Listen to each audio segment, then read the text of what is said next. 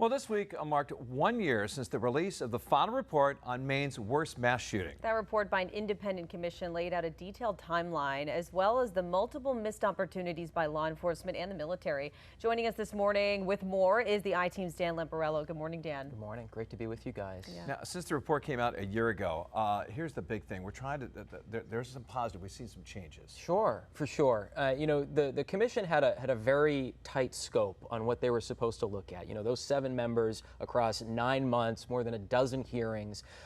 They came out with a set of facts, a timeline for what led up to everything, and then the police response thereafter. And they weren't charged with making recommendations, but we looked a year after this report came out, which was yesterday, at what has changed. Even though they didn't recommend any changes, they just wanted to put this timeline out so that the legislature or local police departments could do their own thing and figure out what changes they need to make based off the facts. And one of the biggest, I think we've seen multiple reports about this, is the state's yellow flag law. It was used very little before, I think less than 100 times before the mass shooting. And since then, this past month actually, it surpassed 1,000 cases, the majority of those happening since the mass shooting. I spoke with Chair Wathen, Dan Wathen. He's a former Chief Justice. He was the chair of the commission, and he talked a little bit about seeing these cases come now. There's really no hesitation from law enforcement. They see a need to use these, and it shows that in his mind, it's working. To the extent that I've seen the contents of some of those interventions, these are not closed cases. These are not questions where, should you or shouldn't you. These are cases where it's really imperative that something be done. Now, also in the report, the Army was called out. Yeah. So can you tell us more about that?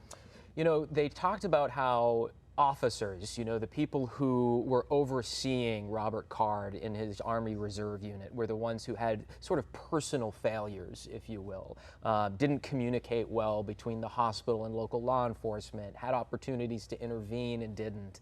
And the interesting thing is, in a year, we haven't really heard much from the Army about what has changed. They're normally a tight book, so that makes kind of sense.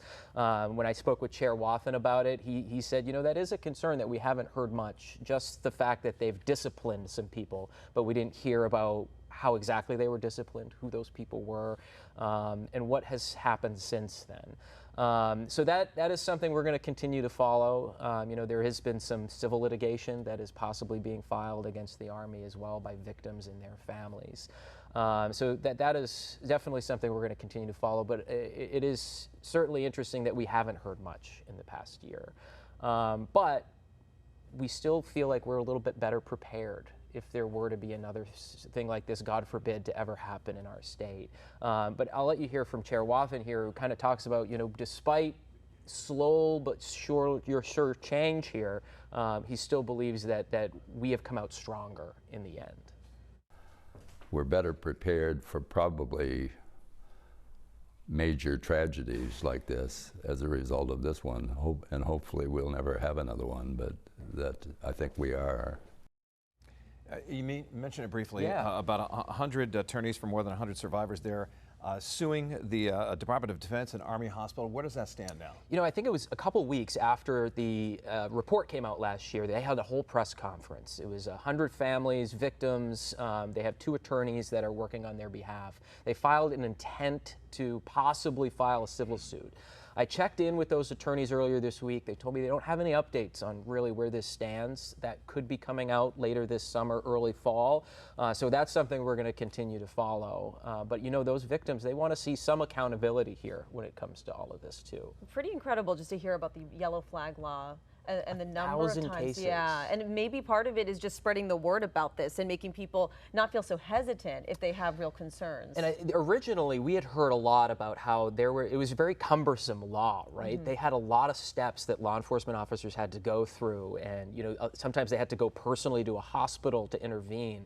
A lot of those barriers have been broken down since then, so it's kind of made it a little bit easier. There's a lot of telehealth that's going on with this. Spurwink, which is one of the big organizations that's spearheaded this, has clinicians on call 24 hours a day for when these interventions need to happen. So I think breaking down those barriers has been one part, but Chair Wathen also talked to us about how awareness has also been a big part of this too. And of course, I know for the law enforcement out there, they have to walk a fine line between you know, investigation and the Second Amendment and things like that. And people's rights. Yeah. And you don't want to, you know, there's all a whole debate about that.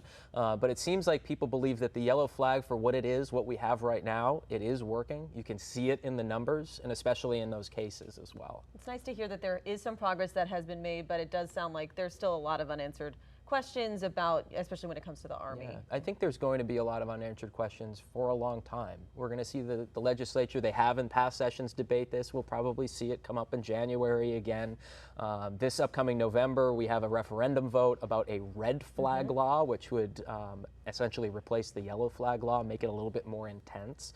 So voters will get a chance to weigh in on that. So, you know, this tragedy impacted us in many, many ways, and I think we're going to see it continue to guide how we move forward for decades to come. And the bottom line, you see all the work that was put in by this committee. Absolutely. I mean, I think he told me 6 terabytes of information were involved. Wow. That's, you know, videos, photos, testimony from all of those different hearings. That's all in the Maine State Archives now, and a lot to go through. They didn't get paid to do this. They just wanted to do it to set out a set of facts for the state of Maine, and you know, that report I think is going to live on for quite a long time. All right, and you can watch the full story, of course, on our website right now, WGME.com and Fox23Maine.com. Dan, thank you so much. Thanks for having me, guys.